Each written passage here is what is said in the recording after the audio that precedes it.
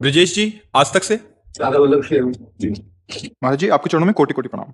महाराज जी, बड़ी संख्या में सोशल मीडिया के जरिए युवा आपके वचनामृत का लाभ ले रहे हैं और उस पर अमल भी करते दिख रहे हैं, लेकिन उनमें अभी भी कुछ हिचकिचाहट है। खुलकर इस बात करने में शर्माते हैं, छिप छिपाकर आपको फॉलो करते हैं। उन्हें लगता है कि उनके साथी या माता पिता उन्हें नीचा ना दिखा दें। अरे, अभी भी कोई उम्र है, अभी बाबा जी को सुन रहे हो, फॉलो करने का।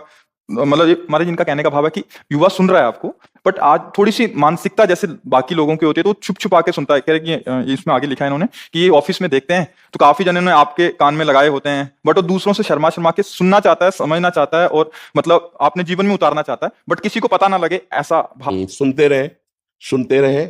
एक दिन उनमें इतनी सामर्थ्य आएगी कि वो दूसरों को सुनाने लगेंगे। अभी छुपने दो, अभी चिंगारी गई है और आग जब भड़केगी तो ज्वाला अपने आप उदय हो जाएगी और वो ताल ठोक करके सबके सामने भागवतिक मार्ग में चलेंगे। सत्य का मार्ग छुपता नहीं, आग को कपड़ों से छुपाया नहीं जा सकता। हम सब भी ऐसे ही थे एक दिन। हाँ, आग को कपड़े से छुपाया नहीं जा सकता। और हम प्रणाम करते हैं उन युवा भाइयों को जो इसी समय अपने जीवन को सुधार में ले आए। ये अवस्था बर्बाद हो गई तो आप सच्ची मानो ये केवल नौटंकी नाटक भक्ति का बुढ़ापे में होता है, भजन नहीं होता। हमारी बात को पकड़ लेना। जीवन में भजन का अभ्यास नहीं किया, जीवन में संयम का अभ्यास नहीं किया तो बुढ़ापे में नौटंकी होती, भजन नहीं होता है, उसका नाटक होता है। भजन करना कोई खिलवाड़ नहीं। जिंदगी में जवानी में बेविचार करते रहे, बहुत से माताओं बहनों की तरफ गंदी दृष्टि रखते रहे और बुढ़ापे में सोचो कि भजन हो जाएगा, हमको करके दिखा दे कोई। अरे भैया, साधारण बाहरी बात है, जिंदगी में पिस्तौल नहीं चलाई तो हमारे आगे सब रख दो, बेकार है। मीट की तरह भले मार सकते हैं लेकिन हम गोली नहीं चला सकते। क्यों? कभी हमने अभ्यास ही नहीं किया, तो मन को सच्चिदानंद में कभी लगाया नहीं और पापाचरण करते रहे हो। तो कहते हैं ये अवस्था तो भजन की नहीं, तो अवस्था कब भजन की है? जो प्रश्न करता है ना ये अवस्था भजन की नहीं, उससे पूछो क्या तुम भजन करते हो? 92 वर्ष के आदमी को व्यभिचार के लिए प्रयासरत देखा गया। 92 वर्ष। सोचो उसकी दशा क्या थी, जानते हो? लकड़ी लेके चलता था, चश्मा लगा के चलता था। और इसका मतलब परिचय जानते हो? जीवन में कभी मन को संयम में रखने का अभ्यास नहीं किया तो 92 वर्ष में वही बच्चों वाली हरकत पाई गई ना। तो जो अगर जवानी में संयम में रहकर तुम सत्य मार्ग में नहीं चलोगे तो बुढ़ापे में तुम महात्मा नहीं बन जाओगे। चाहे कपड़ा बदल लो, चाहे देश बदल लो, उद्देश्य नहीं बदलने वाला। ये पक्की बात समझो। अभ्यास से गंदगी को बढ़ाते चले जाओगे, बुढ़ापे में तुम भजन कर लोगे। आप अपने अपने दिमागों में देख लीजिए आज आपकी स्थिति क्या है। अगर इस स्थिति को नहीं सुधारा तो ये स्थिति बढ़ती चली जाएगी, घटेगी नहीं। ये अवस्था से नहीं घटती, ध्यान रखना।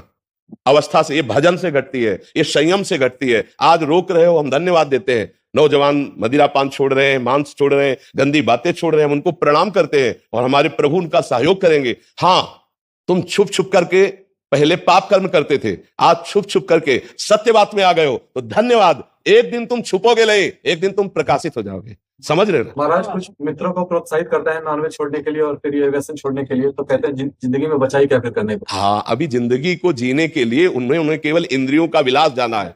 चुप रहो। एक दिन जब इनको तमाशा लगेगा कर्म का, तब ये तुमसे खुद पूछेंगे कि छोड़कर जिंदगी में जीने के लिए कोई और रास्ता है कि नहीं है। चुप रहो।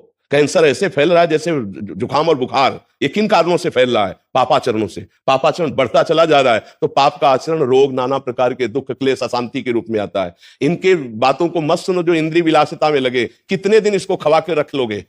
कितने दिन तुम शराब पीकर अपने फेफड़े और लीवर को शुद्ध रख पाओगे?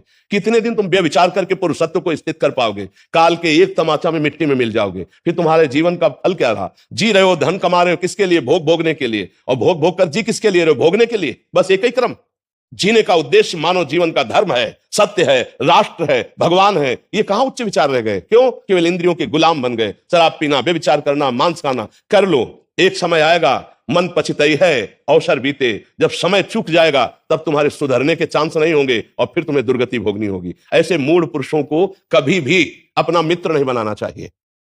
जो हमारे सतमार्ग की बात नहीं सुनते हैं वो बेचारे हैं, हमें उनकी बात नहीं माननी और उनका संग नहीं करना। नहीं, संग का रंग चढ़ता है पक्का। यदि तुम में इस कोटि का भजन है तो उनका परिवर्तन हो जाएगा, नहीं तुम्हारे भजन में विक्षेप पड़ जाएगा। सुनो इनकी बातें। बातुल भूष बिवत मतवारे, तेले बोले बचल विचारे, तिनकर कहा सुनी नहीं काना।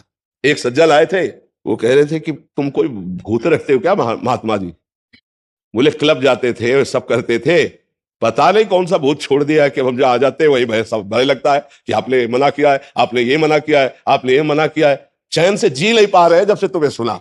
पता नहीं कौन सा भूत छोड़ दिया हमारे दिमाग में। तो एक कह रहे थे कि बहुत हिम्मत करके फिर शराब के ठेके गए, वहां देखा आप खड़े हो हिलौते हैं। तो अगर वो उपहास करने के लिए भी यहां आ जाए कि देखते हैं बाबा, तो परिवर्तन हो जाए। वो उपहास के लिए अगर सुनना शुरू कर दे कि हम मानेंगे तो नहीं, पर कहते क्या है बाबा हम सुन लें, तो भूत चढ़ जाएगा, पक्का चढ़ जाएगा दिमाग। परसों आए तो थे, हमने सोचा क्या ढोंग चल रहा है, हाँ बट कह रहे कि एक बार सुना फिर तो सुनते रह गए, और नाम जब छूट कि हमारे जो हृदय से प्रभु निकलवाते हैं ना, वो केवल मंगल के लिए, आपके मंगल के लिए। आपसे हमें कुछ नहीं चाहिए, सच्ची मानना। हमारा हृदय बस यही रहता है कि जाते जाते पता नहीं कब जाना हो जाए, डायलिसिस से शरीर चलता है, जाते जाते हमारे देश को कुछ मिल जाए, हमारी जनता को कुछ मिल जाए, और वो स्वस्थ हो जाए, वो विचारवान हो जाए, उनका मंगल हो जाए। अब दीपक में जितनी सामर्थ्य है उतना ही जलेगा, हाइलोजन में जितना प्रकाश उतना ही करेगा, सूर्य में जितनी ताकत है उतना प्रकाश करेगा। सब अपनी अपनी क्षमता के अनुसार करते हैं ना। तो ये भागवतिक क्षमता है जो आप लोगों को परिवर्तित कर रही। भगवान निमित्त बना रहे हैं इधर, और काम स्वयं वो कर रहे हैं। और पक्का जो उपहास करते हैं उनका भी मंगल होगा, जो आज निंदा करते हैं उनका भी मंगल होगा। कल वो परिवर्तित होंगे, पक्का क्योंकि जब हम स्वार्थ रहित होकर के ये बात करेंगे ना, तो वो उनके ऊपर चढ़ जाएगी और उनका मंगल करेगी। ऐसी घटना घटेगी, कोई एक बात मान लेंगे, पक्का समझना। एक अनुभव की बात बता रहे कि एक डॉक्टर थे, अमेरिका से पढ़ के आए थे, और वो कभी भक्ति सिद्धांत ये सब जानते नहीं थे, तो वो सदैव निंदा करते थे संतों की। उनको समझ नहीं थी ना, तो उनको ये लग रहा था कि ऐसा भगवान और संत उनके लिए कुछ नहीं ऐसा, क्योंकि पढ़े लिखे वैज्ञानिक डॉक्टर तो कोई मान्यता। एक बार उनको समझाया गया कि आपको जो ज्ञान प्राप्त हुआ वो भी भगवान की कृपा से प्राप्त हुआ। आप जो अच्छे डॉक्टर हैं, आपको जो अंगों का शल्य क्रिया के द्वारा, ऑपरेशन के द्वारा पुनः जीवन प्रदान करना, ये भगवान की ही कृपा से आपको, वो किसी भी तरह तार्किक पुरुष किसी भी तरह नहीं मानता है। अचानक घटना घटी, एक्सीडेंट हुआ और उन्हीं की मेरुदंड टूट गई, और वो ऐसा सिस्टम है कि पूरा जीवन बर्बाद हो गया। एम्बुलेंस में लद के उन्होंने इच्छा जताई थी एक बार बाबा से हमें मिला दो, तो हितधाम में थे, एम्बुलेंस में वो नहीं आ पाए, रोड तक वो आए, रोड तक हम गए निकल के, रो रहे थे और कह रहे थे है भगवान तो मुझे बचा ले। अब मतलब इस स्थिति में थे कि करुणा उत्पन्न हो रही थी। हम कहा एक बात अब मान लोगे? बोले अब जो बोलो। कहा राधा राधा राधा राधा।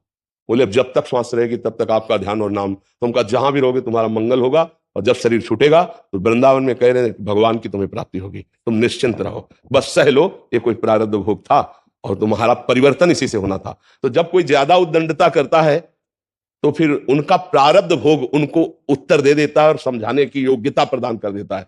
जब तक बल रहा गजेंद्र में भगवान को याद नहीं किया, और जब जाना कि एक ही झटके में गिरा ले जाएगा तुम्हारी, तो जब तक अहंकारी को चोट नहीं पहुंचती अहंकार में, तब तक वो भगवान और संतों को नहीं मानता। और जब एक बार उस पर प्रहार होता है तब उसको समझ में आता है कोई भगवान है, कोई है जो विश्व का विधाता है। इसलिए आप लोग तो ये उनकी बातों में प्रभावित मत होना और उनकी चिंता भी मत करना, क्योंकि एक जगह ऐसी है जहां एक दिन सबको लौट के आना पड़ेगा। आज नहीं तो कल तुम्हारा दिमाग जब थकेगा और संकट में फंसेगा, तब तुम्हें नजर आएगा कि कोई है अगर तो ईश्वर है, वो मुझे बचा सकता है। पक्की बात समझ लेना।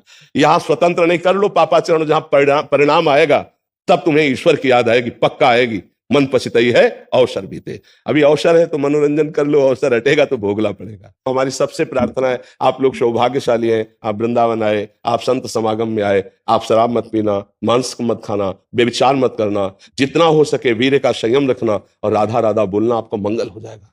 हमारी बात मान लेना, हम आपके ऐसे मित्र हैं जो आपका परम मंगल करने की बात कर रहे हैं। कोई स्वार्थ नहीं आपसे, आप हमारी आत्मा, आप हमारे प्राण हैं। अगर आप सही ढंग से चलेंगे तो इसमें हमको लाभ मिलता है। क्या लाभ मिलता है? आपको सुखी देखकर मुझे सुख होता है। संतों को एक ही कष्ट होता है, जब कोई मनुष्य जीवन प्राप्त करके गंदे आचरणों में बढ़ता है तो उन्हें दुख होता है कि इस जीवन से भगवान की प्राप्ति हो सकती है, ये दुखों को मोल लेने जा रहा है। पापाचरण करके आज तक कौन सुखी हुआ है?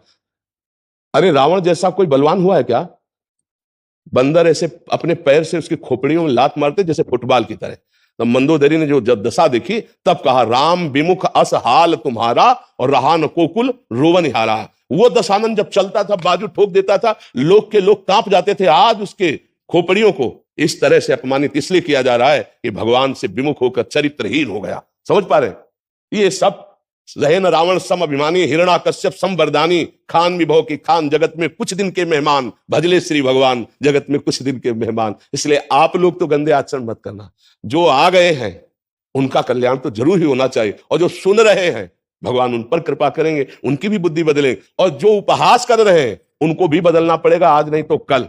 हाँ, उनके बदलने के लिए थोड़ी कड़वी दवा का प्रयोग होगा। जब उनके अहम पर चोट पड़ेगी तब वो भगवान को याद करेगा। अभी अहंकार है तो अभी थोड़ा मलिनता है। इसलिए आप लोग कृपा करके अच्छे मार्ग के पथिक बनो, दुख सुख दोनों बराबर सहो। दुख में भूलो नहीं प्रभु को, शोकित मत हो, और सुख में फूलो नहीं, अहंकार मत करो, सह जाओ। संघर्ष में जीवन मानव का होता है। भगवान अवतार लेकर ये दिखाए हैं। ऐसा नहीं कि दुख आपके ऊपर आएगा और दूसरों के ऊपर नहीं आता। दुख सुख दोनों का क्रम चलता रहता है। तुम एक वीर बनो, दुखों को सहो और सुखों को ऐसे फूल मत जाओ कि अभिमान करके दूसरों को दुख देने लगो, तो कुछ दिनों में स्थिति आ जाएगी। हम भगवान के अंश हैं, हर स्थिति के प्राप्त करने के अधिकारी हैं। ये इसमें ये नहीं चलता है स्त्री पुरुष जाति पक्ष सब नहीं चलता। हम भगवान के अंश हैं, वही अंश हैं जो महात्माओं में है, वही आप में है। यदि आप उठे तो आप भी महात्मा बन जाएंगे, पैंट शर्ट पहने हुए। आपको ऐसा जीवन हो जाएगा जगत मंगल करने वाला। इसलिए नशा न करो, व्यभिचार मत करो, गंदे आचरण मत करो, अपने बुजुर्गों की सेवा करो, दीन पतित जहां तुम्हें ऐसा अवसर मिले कूद पड़ो, उनकी सेवा करो।